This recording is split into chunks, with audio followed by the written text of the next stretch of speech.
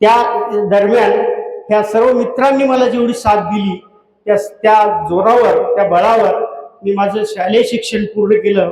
आणि शालेय शिक्षण पूर्ण करत असताना 10व्या वर्गात जेव्हा मी आलो, तर 10व्या वर्गामध्ये माझ्याकडे आता मगाशी विश्वंभरराव यांनी सांगितलं की इंग्रजी विषयासाठी आपले मुखेडला त्यावेळी सोनटके सरांचं एवढं नाव होतं की प्रत्येक जण त्यांच्या शिकवणीकडे जाण्याचा, त्यांच्या सानिध्यामध्ये जाऊन शिक्षण घेण्याचा प्रत्येक जण प्रयत्न करायचा.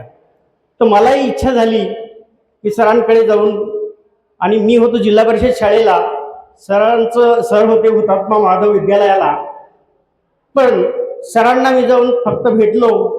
सर म्हटलं मला तुमच्याकडे येऊन शिकायचं आहे. तर सर म्हणाले, अरे तुला कोण मनाई केली, तू लगेच उद्यापासून माझ्याकडे जॉईन कर.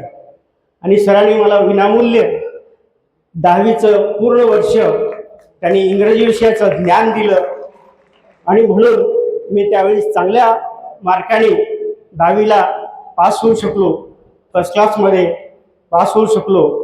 तद्वतच आमचे माकणे सर, सुगावकर सर या शिक्षकांनीही मला एवढी म्हणजे मदत केली की त्या बळावरच मी 10वीला म्हणजे खूप चांगल्या मार्कने पास झालो असं मी स्वतःला समजतो. आणि यासाठी मी स्वतःला भाग्यवान समजतो की मला असे मित्र, असे अध्यापक लाभले. माझ्या संपूर्ण शाळेतून मला प्रत्येकाने कुठली ना कुठल्या प्रकारची मदत केलेली आहे. ती मदत मी कदापि विसरणं शक्य नाही. आणि म्हणून मी या प्रसंगी आपल्याला हे सांगू इच्छितो की यांनी दिलेल्या त्या म्हणजे मदतीच्या जोरावर मी इथून पास झालो. आणि मग गव्हर्नमेंट पॉलिटेक्निकला माझा नंबर लागला.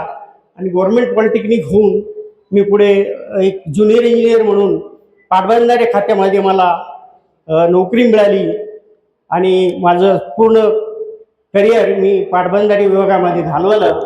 आणि एक डेप्युटी इंजिनियर म्हणून त्या विभागातून मी सेवानिवृत्त झालो. तर हे सगळं माझ्या जडणघडणीमध्ये मी जे घडलो, मला माधव वाघमारे घडण्यामागे माझ्या सर्व वर्गमित्रांचा, शालेय मित्रांचा आणि सर्व शिक्षक वृंदांचा एवढा सिंहाचा वाटा आहे की ते मी कदापि विसरू शकणार नाही.